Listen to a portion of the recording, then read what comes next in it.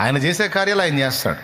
కానీ మనలో ఉన్నటువంటి ఈ పాజిటివ్ ఫెయిత్ని, ఈ అనుకూల విశ్వాసాన్ని వాడు నెగిటివ్ వైపు తిప్పుతాడు. అప్పుడు మనకు డేంజర్ అయిద్దది. అర్థమైందా? ఈ అనుకూల విశ్వాసం, పాజిటివ్ ఫెయిత్, దీన్ని వాడు నెగిటివ్ వైపు తిప్పుతాడు. అది కుట్ర.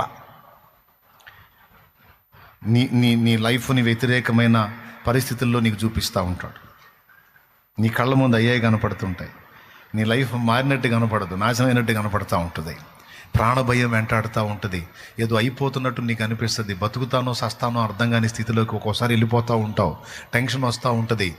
ఏదో అవుతున్నట్టు. అంత negative negative negative negative negative negative. నీలో ఉన్న విశ్వాసము అనే శక్తిని వాడు అడ్డుదిప్పి ఆ ఫలితాలు నీకు వచ్చేటట్టు, నిన్ను నన్ను అలా బస్టు పట్టించేటట్టు వాడు కుట్ర, మైండ్ గేమ్. దాన్ని ఎప్పుడు రానియొద్దు.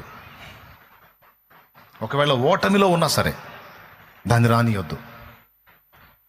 పేషెంట్ వై బెడ్ మీద ఉన్నా సరే నా పని అయిపోయింది అనేది రానియొద్దు. నిజంగా అయిపోతున్నా సరే, లేదు లేదు నేను చావను, సజీవుడనై సజీవురాలనై ఉండి నా దేవుని కార్యాలను వివరిస్తాను